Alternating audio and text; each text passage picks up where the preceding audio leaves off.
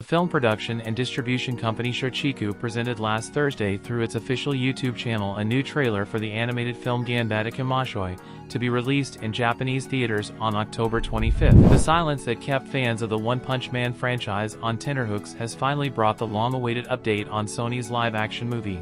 According to a recent report from The Hollywood Reporter, the screenwriters of the popular animated series Rick and Morty have been tapped to write the script for the film adaptation. The extremely popular video game Genshin Impact has received a new short film from Ufotable Studios, who is producing a long-running project with the franchise and is known for being in charge of franchises such as Demon Slayer, Kimetsu no Yaiba and Fate series. The video in question, titled as The Song Burning in the Embers, shows the new character Arlecchino, the Lunacita bearer, who is being played by Nanako Mori.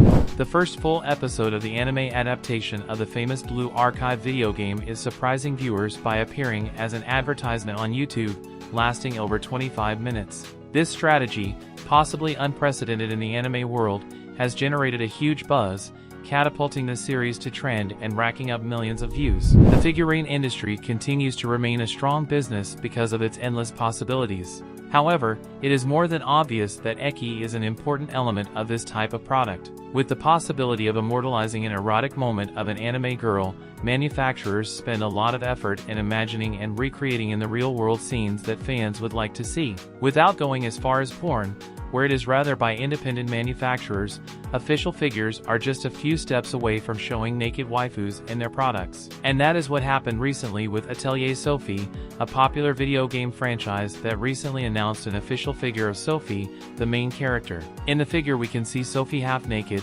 seeing the user very upset because the scene implies that someone entered her room while she was changing clothes. Although it is a scene widely used in the anime industry, a war broke out in the comment forums with a belligerent that has already been protagonist of our articles in the past, the feminist collective. These people began to criticize that the figure showed a young woman in a vulnerable state, and lamented that players of the franchise are already accustomed to this type of representation. A topic of great interest among netizens has arisen on a comment forum in Japan regarding an English language teaching book. It has been reported that in a section entitled Introduction and Retelling, the book includes illustrations of the famous anime franchises Lucky Star and The Melancholy of Haruhi Suzumiya. The curious crossover between these two series powerfully caught the attention of online users. According to reports, the author of the book suggests reading aloud to the group the description of both franchises in English, which has generated a lively debate in the community. Nishizawa 5mm is a popular artist who has stood out in the world of Eki manga with works such as Renai Daiko, Watashi no Hajime, Kimi and I Ajimesu and Hazuka Shusuna Kauda Pei Mazit Muretai, Sekamena Pei Anthology. Many of his publications place special emphasis on female breasts, a detail that has become his specialty and his personal trademark over the years.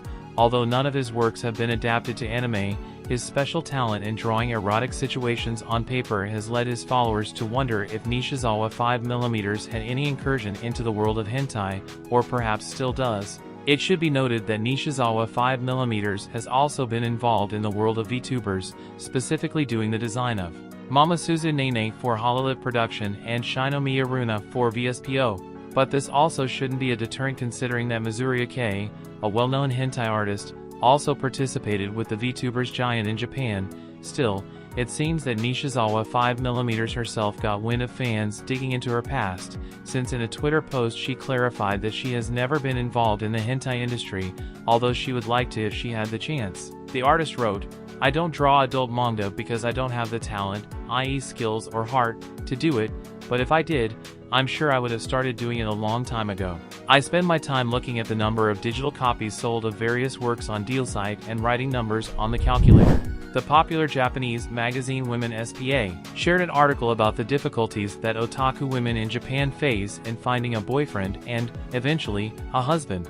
According to the article, the main problem is that these women have an extreme fear of rejection and prefer to put off finding a partner until it is too late.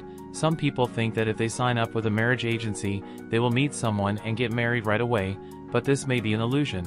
Using a cooking analogy, merely buying ingredients does not result in a finished product, does it? The dish is only complete when the ingredients are chopped and sautéed. Similarly, one cannot get married by merely registering with a marriage bureau. In an open letter to the anime industry, a creator and president of a company explained how the correct use of artificial intelligence, AI, could help employees under the notorious working conditions of the anime industry. Creator and president Masamiune Sakaki, who is also a computer graphics (CG) creator, revealed to be president of an overseas company that produces hand-drawn animation, being a point of contact for Chinese anime companies. What Masamiune tweeted is as follows: "For everyone in the anime industry, I have not made this public, but in addition to being a CG animator, I am also president of an overseas company that produces hand-drawn animation, a point of contact for Chinese anime companies." There has been a lot of criticism about generative AI lately, and I think the misuse of AI is totally unacceptable.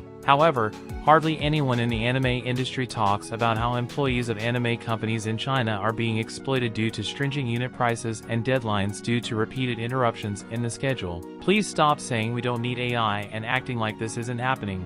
I wonder if end users, such as major anime companies overseas and in Japan, who support the creation of most Japanese anime under incredibly harsh working conditions, really understand. I want it to be known that there are people researching AI with the desire to improve the workplace. While we should ban the misuse of AI, I really hope that people will stop criticizing AI research. If used effectively, AI has a lot of potential to solve many problems in the anime industry.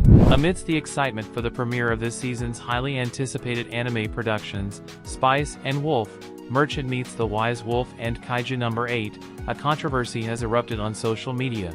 Fans are more than sure that the covers of the opening Tabi no Yuki performed by Hannah Hope and the ending Nobody by One Republic, respectively, were created using artificial intelligence, AI, image-generating tools. The Agency for Cultural Affairs in Japan recently convened a committee meeting to address the growing impact of the use of artificial intelligence, AI, in the field of copyright. This event, which brought together experts and stakeholders from the cultural sector, sought to analyze the implications of AI on artistic creation and intellectual property protection.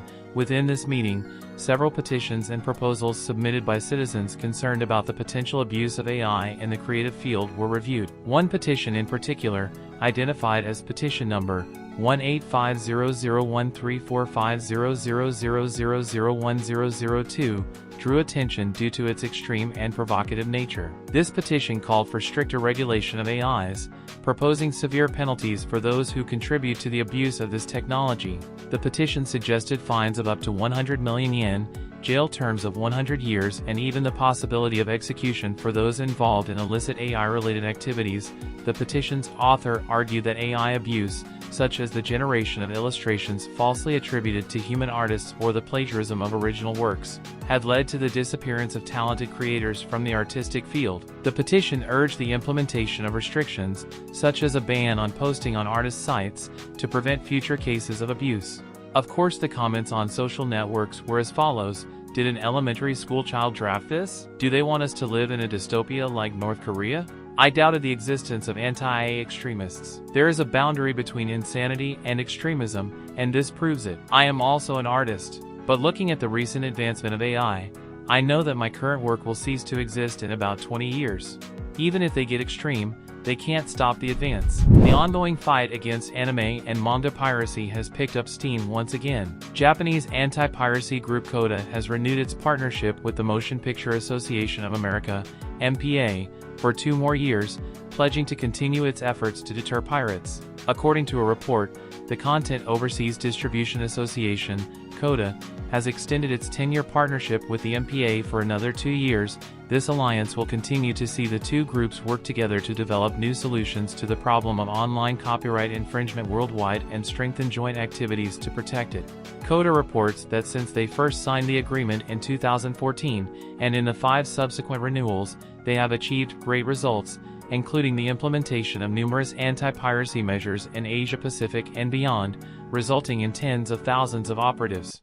According to the official site, in cooperation with the MPA and local law enforcement agencies in countries such as China, Hong Kong, and Taiwan, they have prosecuted more than 17,000 cases, seizing 6,992,467 storage units and 16,159 data files, leading to 3,812 arrests. The report highlights that, given that Disney's sales are 16 times greater than those of major CODA members such as Toei, Toho, Shochiku and Kadokawa combined, the MPA's collaboration becomes indispensable. Phoenix Studio has announced that Runa, the turn-based RPG video game inspired by classic and modern JRPGs, will be coming to PC via Steam. In addition, a Kickstarter campaign will open on April 16th. These were the news of the week.